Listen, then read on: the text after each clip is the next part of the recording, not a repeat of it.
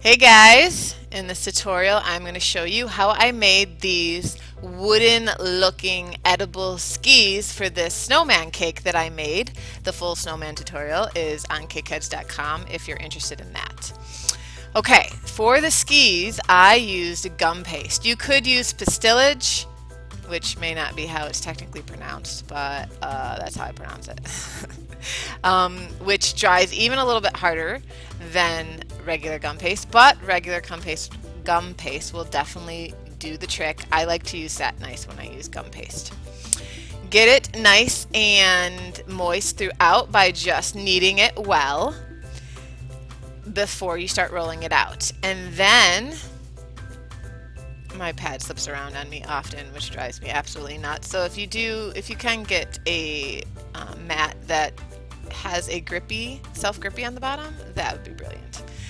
Anywho, I am rolling out my gum paste now. I want my skis to be about 12 inches high for this project.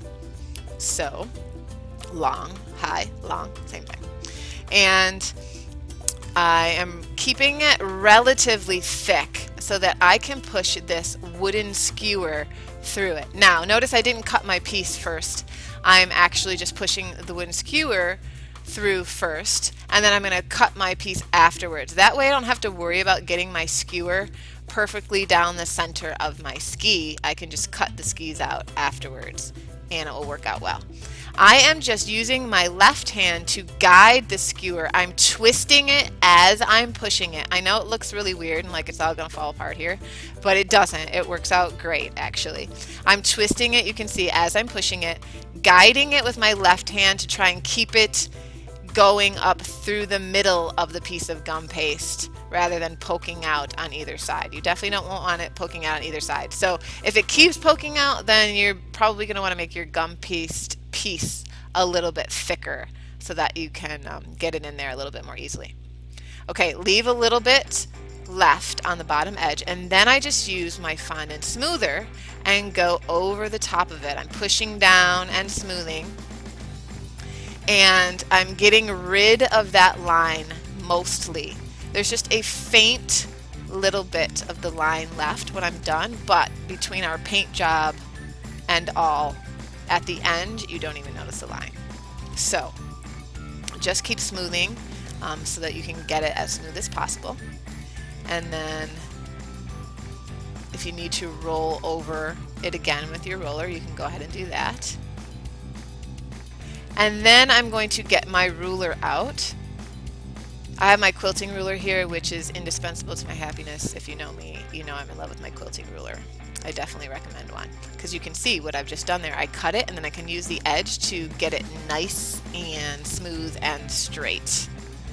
I've cut this to about 1.5 inches thick, I believe. You can make them as thick, as wide as you want. It makes no difference, but I think mine is about 1.5 inches wide.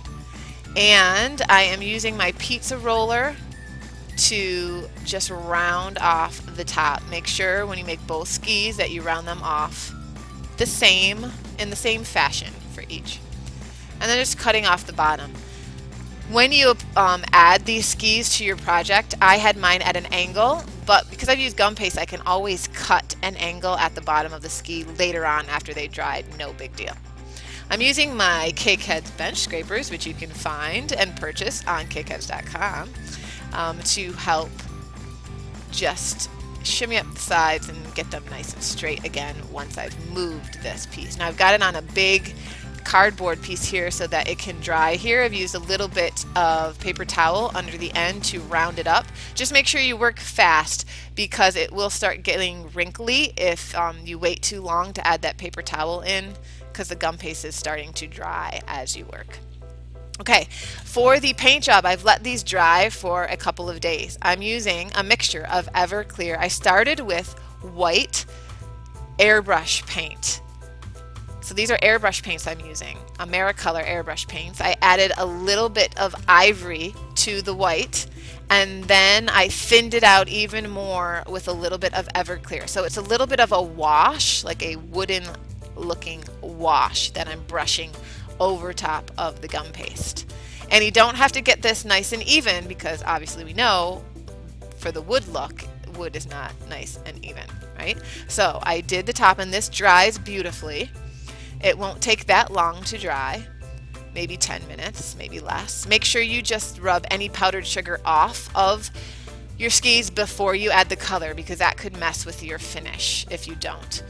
And just get it nice and cover the edges as well.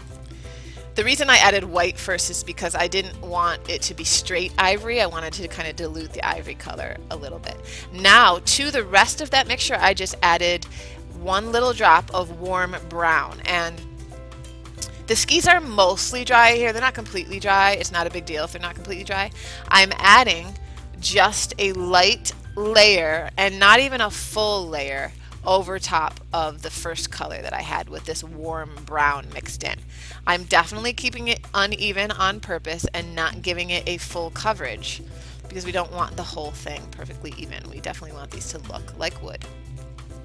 And I'm just making sure I get the edges as well. And then once the side has dried, I'll flip it over and do the other side.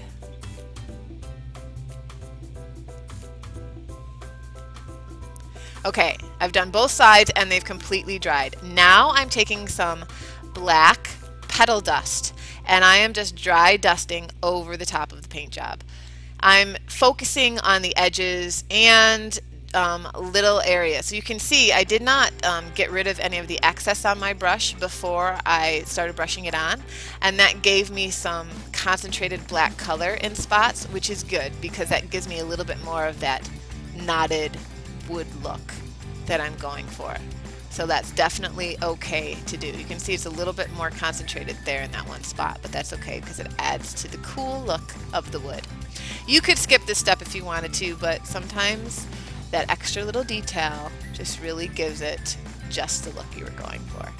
If you want to see how to add these skis to a project, if you want to see how to make this full snowman, full cake project, head on over to cakeheads.com. And I've got lots more tutorials on there and we have a lot of fun over there. So thanks for watching. I hope you enjoyed.